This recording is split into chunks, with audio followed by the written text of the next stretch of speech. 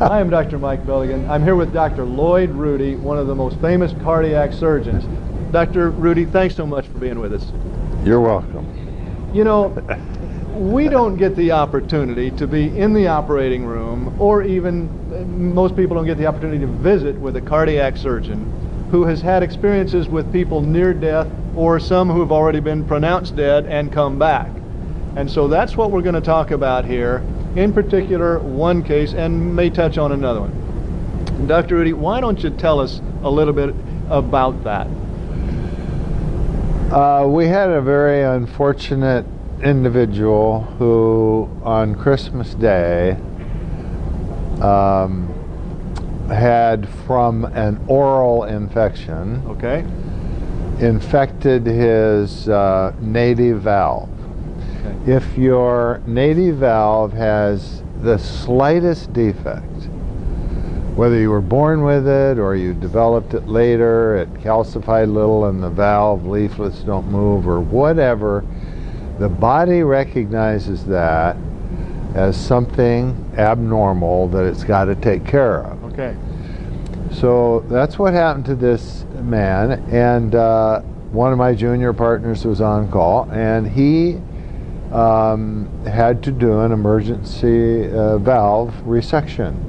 Once we were able to accomplish the repair of the aneurysm and the replacement of the valve, we could not get the person off of the bypass. Every time the 4 or 5 liters of blood that we were pumping around his body, we would reduce down to 2 or 3, he'd begin to weaken and his blood pressure would go down and so on. And to make a long story short, we simply couldn't get him off the heart-lung machine. Right.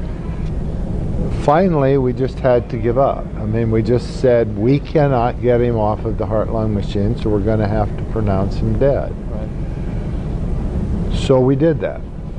And so the anesthesiologist turned his machine off, and the bellows that were breathing for the patient stopped. That machine was quiet.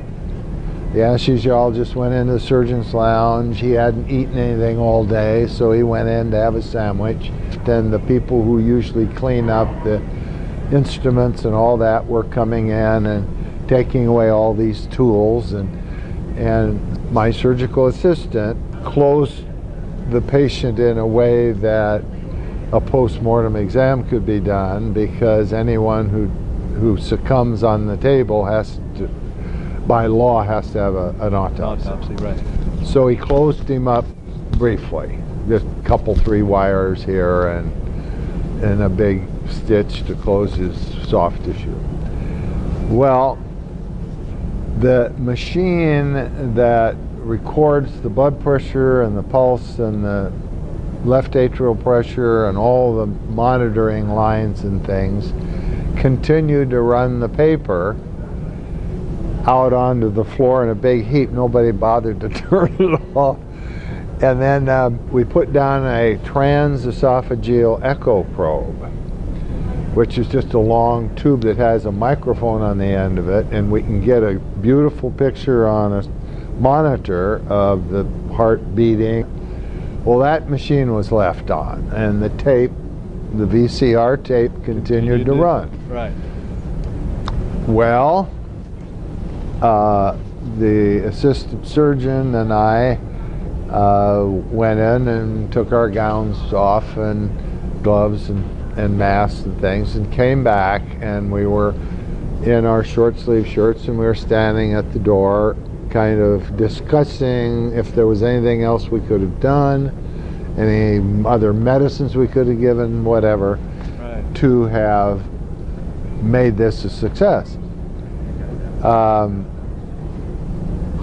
And as we were standing there, it had been at least 20 minutes.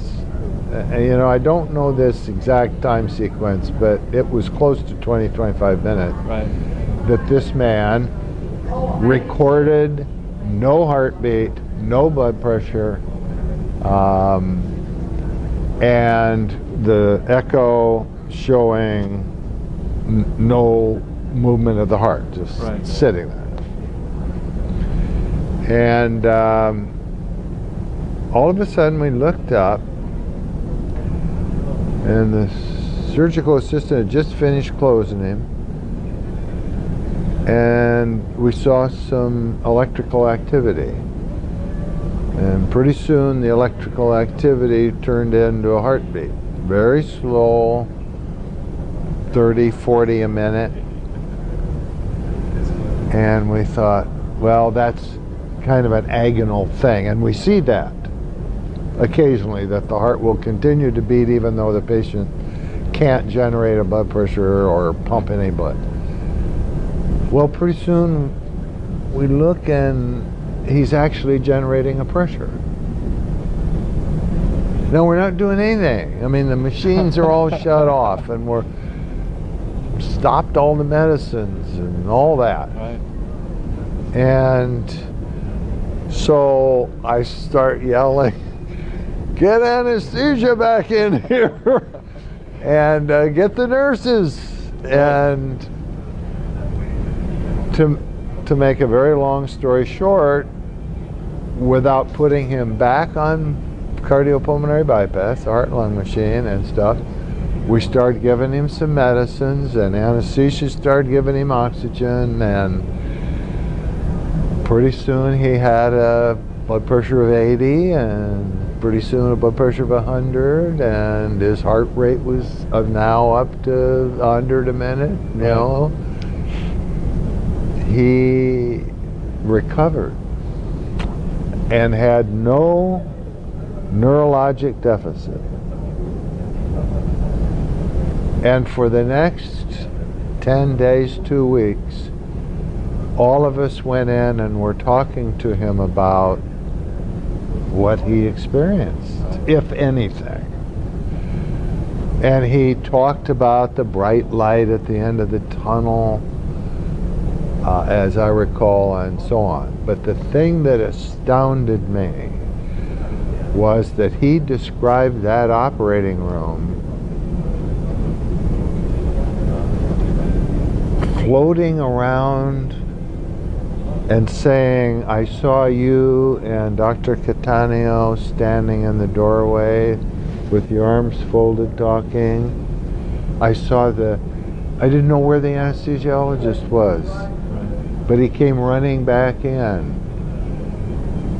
And I saw all of these post-its sitting on this TV screen. And what those were any call I got, the nurse would write down who called and the phone number and stick it on the monitor, and then the next post-it would stick to that post-it, and then I'd have a string of post-its of phone calls I had to make." He described that. I mean, there's no way he could have described that before the operation, because they didn't have any calls. No. Right? And he's sitting on, and he's lying on the, so he must have been floating. He was up there. Yeah. He described the scene, things that there is no way he knew. I mean, he didn't wake up in the operating room and see all this stuff. No. I mean, he was out. Right. And was out for, I don't know, even a day or two. Right. While we recovered him in the intensive care unit. So what does that tell you? What does that tell you? Was that his soul up there? It's hard to know. But it certainly brings that possibility into play. It always makes me very emotional. There have been other instances, like one other I remember so vividly was a guy who was on anticoagulation, medicines that keep you from clotting. And I don't even remember the operation or whatever, but we had to do him right away. And you try and reverse that as much as possible, but it's impossible to completely do it. And we were in there and we'd finished the surgery and we just simply could not stop this person from bleeding. Right. I mean, we pulled out every gun in the armory to try and get this everything you can possibly do. Yeah, and we finally decided we're not going to be able to stop this bleeding. Right. And all of a sudden,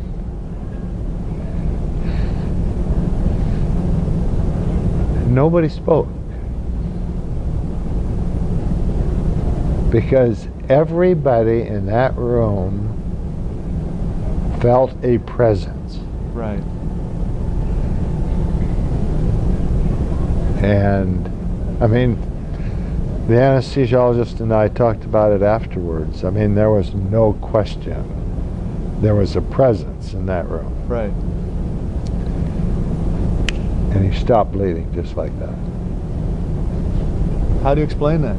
What is your take on that, Dr. Rudy? Oh.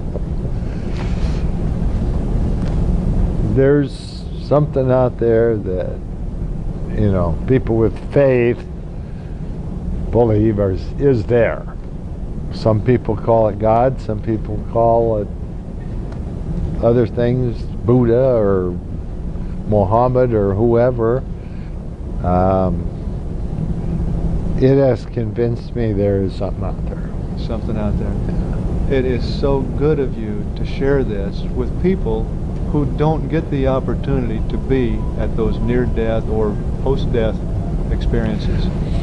I don't know. It just convinces you that the strings are being handled up here somewhere. I mean, you know.